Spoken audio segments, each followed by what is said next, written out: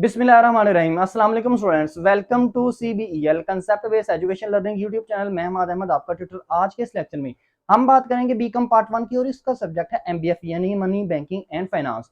तो स्टूडेंट्स आपको पता है हमने इस साल एनुअल एग्जामिनेशन 2023 के हवाले से आप स्टूडेंट्स से ना बीकॉम पार्ट 1 की MBF की पेपर पेयरिंग स्कीम स्टार्ट की हुई है। इस पेपर पेयरिंग स्कीम के तहत हमने आपको दो क्वेश्चन शेयर किए हैं। Question number 1 function of money, question number 2 qualities of good money. ये दोनों क्वेश्चन की वीडियो का लिंक इस वीडियो की डिस्क्रिप्शन में मैंने ऐड कर दिया। आज हम करेंगे question number 3। That question is importance of money and evolution of money. Importance and evolution of money, ये क्वेश्चन क्या है? वीडियो को शुरू करने से पहले आप स्टूडेंट से ये रिक्वेस्ट है, चैनल को सब्सक्राइब करें, वीडियोस को लाइक करें और इन वीडियोस को ज्यादा से ज्यादा अपने फ्रेंड्स में शेयर करें, क्योंकि ये वह यूट्यूब चैनल जो आपको पूरी पेपर पेयरिंग स्कीम करवाएगा सोल्यूशन के साथ। तो ये क्वेश्चन क्या है, पेज की तरफ मूव ऑन करते हैं और सीखते हैं कि एक्चुअल में ये क्वेश्चन के अंदर इंट्रोडक्शन कितना लिखेंगे, डेफिनेशंस कितनी लिखेंगे, पॉइंट के अंदर हेडिंग्स कितनी कितनी हम लिखेंगे। अच्छा स्टूडेंट्स, अब हम करेंगे क्वेश्चन इंपोर्टेंस ऑफ मनी। तो स्टूडेंट्स, इंपोर्टेंस ऑफ मनी को करने से पहले आप स्टूडेंट्स को पता है हम क्या करेंगे, हम करेंगे उसका इंट्रोडक्शन। तो आप इसमें किसका इंट्रोडक्शन लिखेंगे? मनी का ही इंट्रोडक्शन लिखेंगे। प्रीवियस 2 क्वेश्चन में भी आपने मनी का ही इंट्रोडक्शन लिखा था। वो क्वेश्चन क्या थे? एक मैंने करवाया क्वालिटी ऑफ गुड मनी, एक मैंने आपको करवाया फंक्शन ऑफ मनी। तो उसमें भी मैंने यही सेम टू सेम इंट्रोडक्शन दिया हुआ है। अगर आप स्टूडेंट्स ने वो 2 वीडियोस नहीं देखी तो लिंक डिस्क्रिप्शन में अवेलेबल है। मैंने पहले भी बताया लिंक डिस्क्रिप्शन में अवेलेबल है, उन दोनों वीडियोस को भी जाकर सर्च करें।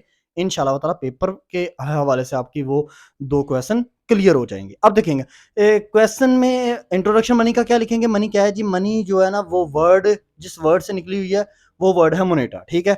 अब मनी के बारे में ना, पैसे के बारे में 2 आर्गुमेंट्स हैं। नंबर 1 आर्गुमेंट क्या है? नंबर 1 आर्गुमेंट ये है कि जी पैसा जो है ना वो खुद ब खुद दुनिया में स्पॉन्टेनियसली, मतलब खुद ब खुद दरियाफ्त हो चुका है। ये एक आर्गुमेंट है। दूसरा आर्गुमेंट है कि पैसा इस वजह से दुनिया में आया है, दरियाफ्त हुआ है, क्योंकि इसने बार्टर सिस्टम को ना खत्म करना था। बार्टर सिस्टम क्या था कि लोग चीज़ें एक दूसरे से एक्सचेंज करते हैं। फ़र्ज़ करें मुझे किसी भी चीज़ की ज़रूरत है, मुझे बुक की ज़रूरत है और किसी दूसरे पर्सन को पेंसिल की ज़रूरत है या कॉपी की या रजिस्टर की ज़रूरत है, तो जो बुक वाला पर्सन है ना वो पेंसिल देगा और पेंसिल ले लेगा। और मुझे बुक की ज़रूरत थी, मैंने पेंसिल दी, बुक ले ली, और बुक वाले पर्सन को पेंसिल की ज़रूरत थी तो उसने बुक दी और पेंसिल ले ली। यहाँ पर देखो वैल्यू, हालाँकि बुक और पेंसिल की वैल्यू दोनों के डिफरेंट डिफरेंट वैल्यू है इन टर्म्स ऑफ मनी। ठीक है ना? बुक ज़्यादा पैसे की है, पेन कम या बॉल पेन कम पैसे की है।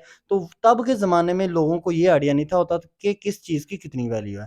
तो लोग क्या किया करते थे, एक दूसरे से अपनी ज़रूरतें पूरे करने के लिए ना एक दूसरे से ना अपनी चीज़ों को एक्सचेंज करते थे। तो ये जो इंट्रोडक्शन है ना, आपने इतना ही लिखना है, पेपर में भी इतना ही आपने याद करना है और पेपर में लिख कर भी आपने इतना ही आना है। अब 2 डेफिनेशंस आप इस क्वेश्चन के अंदर कौन सी लिखेंगे, उन डेफिनेशन के ऊपर मूव ऑन करते हैं। अब देखिएगा स्टूडेंट्स, 2 डेफिनेशन इस पेज के ऊपर आपको नजर आ रही हैं। साथ साथ पिक लेते जाया करें, इसको नोट करके यहाँ इसको आप मतलब इस पेज को आप प्रिंट भी इसका निकलवा सकते हैं। ठीक है ना? तो स्टूडेंट्स देखिए, मनी की 2 डेफिनेशन देखिएगा। नंबर 1 मनी की इंतहाई सिंपल वे में सिंपल डेफिनेशन आप स्टूडेंट्स से शेयर कर रहा हूँ। आपको किसी भी बुक से याद करने की जरूरत नहीं है, क्योंकि वहां पर टफ डेफिनेशंस लिखी होती हैं। पहली डेफिनेशन ये कहती है कि मनी क्या है? मनी एक ऐसा जरिया है जो कि मीडियम ऑफ एक्सचेंज के तौर पर काम करता है। यानी कि आप पैसा दो, दुनिया में से कोई भी चीज आप ले लो, पैसा दो, चीज ले लो, तो ये as a medium of exchange use होता है। ये पहली डेफिनेशन है। दूसरी डेफिनेशन क्या है? आपने किसी भी चीज को खरीदना है, उसकी जो पेमेंट करनी है ना, वो इन टर्म्स ऑफ मनी करनी है, मनी के हवाले से करनी है। पैसा देना है और चीज ले लेनी, पेमेंट भी आपने पैसे के अंदर ही करनी है। तो पेपर में आपने सबसे पहले इंट्रोडक्शन लिखना है, इंट्रोडक्शन के बाद 2 डेफिनेशन लिखनी है। ठीक है ना? तो 2 डेफिनेशन आप लिखेंगे, डेफिनेशन की हेडिंग देंगे ब्लू मार्कर से, और उसके बाद ये दोनों डेफिनेशन इन्वर्टेड कोमा के अंदर आप लिख देंगे। अब हम एक्चुअल क्वेश्चन की तरफ मूव ऑन करते हैं। क्वेश्चन हमारे पास था importance and evolution of money. अब देखिएगा स्टूडेंट्स, आपका एक्चुअल क्वेश्चन यहां से शुरू होगा। इंट्रोडक्शन और डेफिनेशन लिखने के बाद आप क्या लिखेंगे? Importance of money. देखिए, उसने पूछा इंपोर्टेंस एंड एवोल्यूशन। क्वेश्चन आपका जो पेपर वाला पूछता है ना, वो पूछता importance and evolution of money. तो पहले इंपोर्टेंस लिखेंगे फिर एवोल्यूशन लिखेंगे। तो इंपोर्टेंस का मतलब होता है पैसे की क्या अहमियत है। आप पैरा कुछ भी नहीं लिखेंगे, आपने डायरेक्ट इंपोर्टेंस ऑफ मनी की हेडिंग देने के बाद आपने क्या करना है स्टूडेंट्स, आपने नंबर 1 पॉइंट लिखना है। तो नंबर 1 पॉइंट क्या है? Advantage to customer. कस्टमर ग्राहकों के लिए क्या क्या फायदे हैं, तो देखें, अगर पैसा हो तो कस्टमर के लिए ये फायदा है कि कस्टमर जब चाहे चीज महंगी खरीद सकता है, अगर वो खरीदना चाहे, जब चाहे वो चीज की प्राइस डाउन करे तो वो पैसा देके कम कीमत पर चीज ले सकता है। तो पैसे की ये अहमियत है, मतलब ग्राहकों के हवाले से, कस्टमर के हवाले से पैसे की क्या अहमियत है कि कस्टमर जब चाहे चीज को महंगी खरीद ले, जब चाहे चीज को सस्ती खरीद ले। तो इसकी एक्सप्लेनेशन में मैंने जितना निशान लगवाया हुआ है आपने इतनी ही एक्सप्लेनेशन करनी है। तो नेक्स्ट पॉइंट आपके पास क्या है, पॉइंट नंबर 2 है एडवांटेज टू प्रोड्यूसर। प्रोड्यूसर कहते हैं चीज बनाने वाले को। तो चीज बनाने वाले के लिए क्या फायदा है जी, पैसे का। तो चीज बनाने वाला जो मैन्युफैक्चरर है उसकी नजर में पैसे की ये अहमियत है कि मैन्युफैक्चरर ने ना चीज बनाने के लिए रॉ मटेरियल खरीदना होता है। तो उस रॉ मटेरियल को कितना खरीदना है, उसको खरीदने के लिए प्रोड्यूसर को भी, चीज बनाने वाले मैन्युफैक्चरर को भी पैसे की जरूरत है। उसके पास पैसा होगा तो वो रॉ मटेरियल लाएगा और चीज को फिनिश गुड में तब्दील करेगा, चीज को बनाएगा और ग्राहक को बेचेगा। अब पॉइंट नंबर 3 क्या है, नेक्स्ट पेज की तरफ मूव ऑन करते हैं। पॉइंट नंबर 3 आपका इस पेज के ऊपर क्या है, इस पेज के ऊपर पॉइंट नंबर 3 आपका है possibility of division of labour. इसका मतलब ये है कि पैसा अगर हमारे पास पैसा हो ना, तो पैसे की ये अहमियत है, हम लेबर को रख सकते हैं अपनी कंपनी में काम करने के लिए, उनको डिवाइड कर सकते हैं। कुछ लेबर ऐसे होते हैं जो काबिल होते हैं, उनको ज्यादा पैसे देने पड़ते हैं। कुछ हम आपको भी पता है कि वेजेस के ऊपर रखते हैं, मजदूर रखते हैं, तो उनको कम पैसे देने पड़ते हैं। तो पैसा हमारे पास होगा तो हमें पता होगा ना कि इस लेबर को हमने इतने पैसे देने हैं, इस लेबर को हमने इतने पैसे देने हैं। तो पैसे की ये भी अहमियत है कि वो पॉसिबिलिटी हमें मुमकिन बनाता है कि हम किसी भी लेबर मजदूर के अंदर डिवीजन कर सकते हैं, तकसीम कर सकते हैं। उसके बाद पॉइंट नंबर 4 देखिएगा, फैसिलिटेट ट्रेड। ट्रेड का मतलब होता है तजारत। तो पैसा ही हमें सहूलत फ्राहम करता है कि हम तजारत कर सकते हैं। मिसाल के तौर पर मेरे पास पैसा होगा तो मैं चीज खरीदूंगा तो उसको बेचूंगा एक जगह से दूसरी जगह तक। तो ये आपके पॉइंट नंबर 4 है। अब हम पॉइंट नंबर 5 करते हैं। पॉइंट नंबर 5 देखिएगा, removal the drawbacks of barter. मैंने रिमूवल का वर्ड लिखा है काट कर, ठीक है ना, एक वर्ड था यहां पर ना एलिमिनेट, मैंने उसको काट के रिमूवल लिखा है, तो आसान करने के लिए ना आपके लिए। तो देखिए पैसे ने क्या किया, बार्टर सिस्टम को खत्म ही कर दिया। कैसे, बार्टर सिस्टम क्या होता था, मैंने पहले आपको बताया इंट्रोडक्शन में कि बार्टर सिस्टम ये था कि लोग तब के ज़माने में ना, जब पैसा नहीं था ना, इन्वेंट हुआ, आज़ाद नहीं तो हुआ, तो लोग अपनी ज़रूरियात को पूरी करने के लिए ना एक दूसरे से ना गुड्स एक्सचेंज करते थे। यानी कि मुझे अगर बुक की ज़रूरत है तो है मेरे पास पेंसिल, और दूसरे बंदे को पेंसिल की ज़रूरत है, मैंने उसको पेंसिल दी, बुक ले ली। यानी कि अब इसमें दोनों में देखें कि वैल्यू ऑफ इन दोनों चीज़ों की वैल्यू में ज़मीन आसमान का डिफरेंस है। तो पैसे ने ही इन दोनों चीज़ों की अहमियत को वाज़ह किया कि देखो बुक इतने पैसे की है, इतनी कीमत की है, पेन या पेंसिल इतने पैसे का है, ठीक है ना। तो पॉइंट नंबर आपके पास 6 क्या होगा इंपॉर्टेंस ऑफ मनी में। पॉइंट नंबर 6 आपके पास हो जाएगा ट्रांसफर ऑफ कैपिटल। यानी कि हम पैसे को एक जगह से दूसरी जगह ट्रांसफर भी कर सकते हैं, भेज भी सकते हैं। कैसे, हम बैंक के थ्रू भेज सकते हैं, ऑनलाइन सबमिट करवा सकते हैं। आपको पता है ना, आजकल आप पैसे को एक जगह से दूसरी जगह इजीली ट्रांसफर कर सकते हैं। तो ये पॉइंट कितने हो गए इंपॉर्टेंस ऑफ मनी के अंदर, 6 पॉइंट आपके हो गए। पॉइंट नंबर 7 आपके पास है फ्यूचर ट्रांजैक्शन। यानी कि पैसे से हम क्या कर सकते हैं, हम फ्यूचर की लेन देन कर सकते हैं। यानी कि अगर मैंने फ्यूचर में किसी पर्सन से अपना माल मंगवाना है, तो मैंने उसको कहना है कि भाई 2 मंथ बाद ना मैंने तुझसे माल लेना है ये, लेकिन मुझसे अभी पैसे ले ले और मेरा माल अपने पास, मेरी जो मटेरियल है अपने पास रख, 2 मंथ बाद मुझे डिलीवर कर दी। तो ये होता है फ्यूचर ट्रांजैक्शन।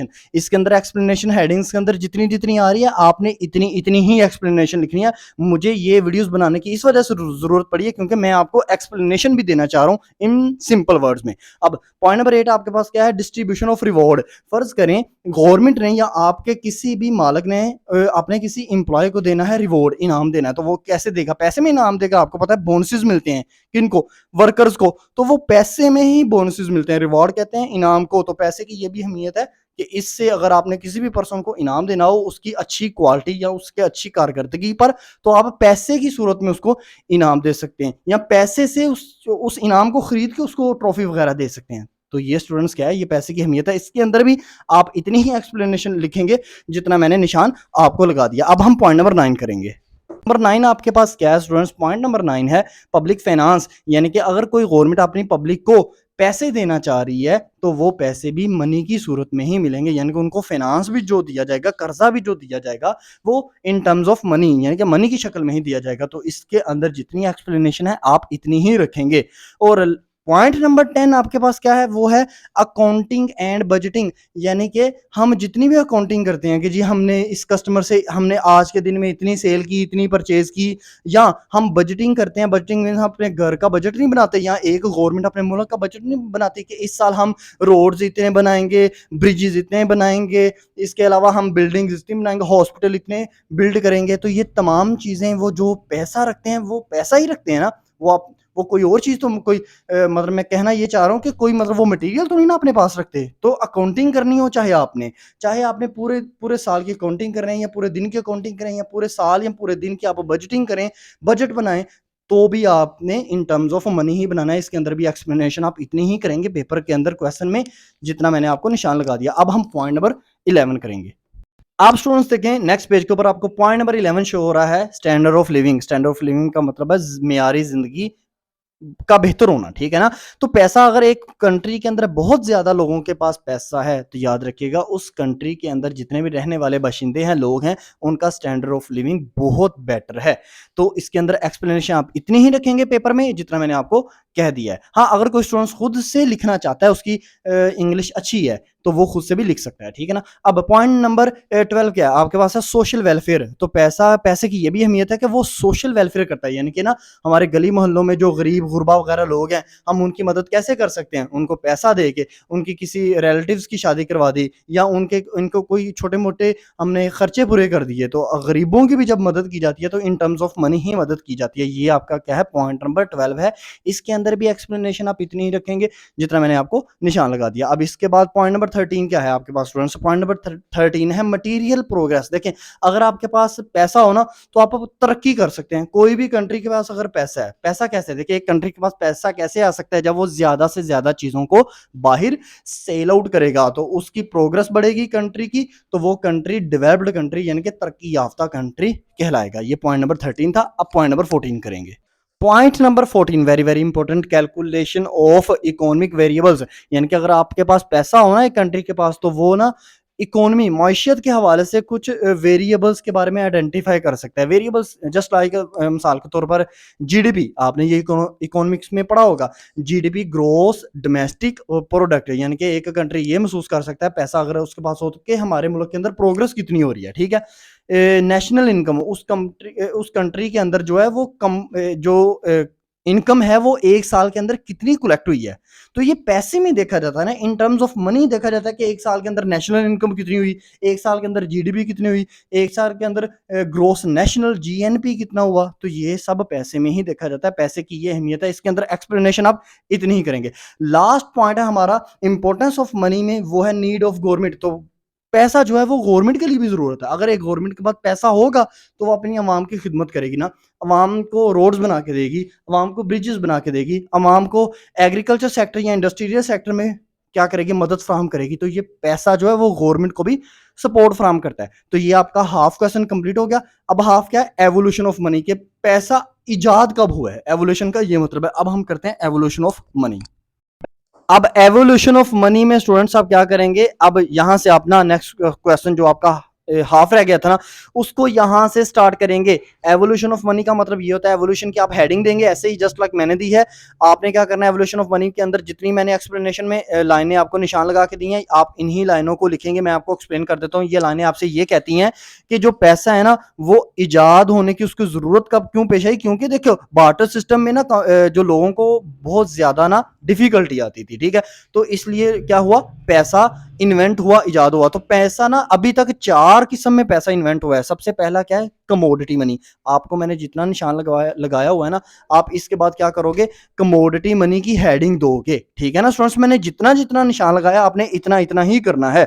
कमोडिटी मनी कौन सी मनी थी, ये सबसे पहली दफा दुनिया में ना जो पैसे की इजाद हुई थी वो कमोडिटी मनी थी। ये 2200 बीसी में इसकी इजाद हुई थी। इस मनी के अंदर क्या होता था कि लोग डिफरेंट चीजों को ना एज आ मनी यूज करते थे, जैसे स्किन ऑफ एनिमल, एनिमल की लोगों के पास खाल होती थी और लोग कहते थे जी देखो मुझे ना ये बिल्डिंग की जरूरत है, ये घर की जरूरत है, मेरे से ना इतनी इस जानवर की इतनी खालें ले लो और मुझे ये घर दे दो, ठीक है। और इसके अलावा बाकी भी देखो बकरी वगैरह का भी वो यूज करते थे, इस तरह के वो डिफरेंट एनिमल्स को यूज किया करते थे। अब इस कमोडिटी मनी के अंदर जितना मैंने निशान लगाया आप इसको इतना ही करेंगे। इसके बाद देखिएगा नेक्स्ट जो थी वो थी मेटेलिक मनी। अच्छा, जब लोगों को ना कमोडिटी मनी से भी लोगों की जो जरूरतें थी ना अच्छी तरह पूरी नहीं थी होती, लोगों के सेटिस्फाइड नहीं थे होते, तो लोगों ने क्या किया, मेटेलिक मनी को यूज किया। मेटेलिक मनी कौन सी मनी थी, गोल्ड के सिक्के, सिल्वर के सिक्के, ये जो क्वाइंस थे, ठीक है ना, अशरफियां जो थी, तो ये सब किस में आ जाता है, मेटेलिक मनी में आता है। तो ये मेटेलिक मनी कब इंट्रोड्यूस हुई थी, 500 बीसी में, 500 सदी में, ठीक है ना। तो ये मेटेलिक मनी को यूज किया जाता था। अब इस मनी के अंदर जितना भी निशान मैंने लगाया आप इतना ही करेंगे। नेक्स्ट जो आई ना फॉर्म, मेटेलिक मनी से भी ना लोग, गोल्ड और सिल्वर के सिक्कों से भी ना लोग जो है ना वो उनको तब भी नहीं थी इतना सेटिस्फेक्शन आती, लोग कहते थे नहीं ये बहुत ज्यादा महंगे हैं, ठीक है ना। फिर लोगों ने क्या किया, पेपर मनी को इंट्रोड्यूस करवाया। तो पेपर मनी यहां पर है इसकी हेडिंग आप, लेकिन जो करोगे ना वो नेक्स्ट पेज से करोगे, क्योंकि देखो इस पेज के अंदर ना पेपर मनी के नीचे मैंने निशान ही लगाया हुआ है इसके एक्सप्लेनेशन में। तो नेक्स्ट पेज की तरफ मूव ऑन करते हैं। अब देखिए इस पेज के ऊपर आपको पेपर मनी की एक्सप्लेनेशन शो हो रही है, जितना मैंने निशान लगाया आपने इतना ही करना है। मैं समझा देता हूँ। पेपर मनी जो थी ना, ये जो कागज के पैसे थे जो आजकल हम अभी भी यूज कर रहे हैं पाकिस्तान के अंदर, तो ये पैसे कब ये मतलब बने कब, ये पेपर मनी इन्वेंट कब हुई थी, ये हुई थी 1700 एसी के अंदर, ठीक है ना। आई होप सो आपको एसी और बीसी का पता होगा। अब देखिए स्टूडेंट्स, जो पेपर मनी है ना ये 1700 ईस्वी में इन्वेंट हुई। तो इसकी जरूरत क्यों पड़ी, क्योंकि लोगों को गोल्ड और सिल्वर से भी सेटिस्फेक्शन नहीं थी। इसके बाद जो पेपर मनी के बाद जो आई ना मनी की शक्ल आई, फॉर्म आई, वो मनी आजाद हुई क्रेडिट मनी। क्रेडिट मनी जो आजकल हम यूज करते हैं, just like ATM, just like debit card, credit card, आपके पास cheque, bill of exchange, promissory note, ये सब क्या है, ये क्रेडिट मनी में है। तो क्रेडिट मनी लास्ट प्रेजेंट इस सिचुएशन में हम यूज कर रहे हैं। तो ये था स्टूडेंट्स आपका कंप्लीट क्वेश्चन, इंट्रोडक्शन, डेफिनेशन, फिर आप लिखेंगे, फिर आप importance of money, importance of money में 15 पॉइंट्स लिखेंगे। फिर अगर आपको क्वेश्चन में वो एवोल्यूशन पूछता है तो साथ आपने एवोल्यूशन भी लिखना है, जो कि उसने क्वेश्चन कई दफा इस तरह क्वेश्चन पूछा हुआ है कि define money, explain the importance and evolution of money. तो इंपॉर्टेंस खाली पूछे तो आपने 15 हेडिंग्स बस लिखनी है इंट्रोडक्शन और डेफिनेशन के साथ, लेकिन अगर आपको एवोल्यूशन भी पूछे तो फिर आपने 15 पॉइंट्स तो लिखने हैं इंपॉर्टेंस के, इंट्रोडक्शन और डेफिनेशन के साथ, प्लस आपने क्या लिखना है, प्लस आपने एवोल्यूशन ऑफ मनी भी लिखना है। और एवोल्यूशन ऑफ मनी ऐसे ही लिखना है जैसे मैंने आपको बताया। अच्छा तो स्टूडेंट्स ये था क्वेश्चन नंबर 3। इंशाल्लाह ताला नेक्स्ट आने वाली वीडियो में हम क्वेश्चन नंबर 4 करेंगे।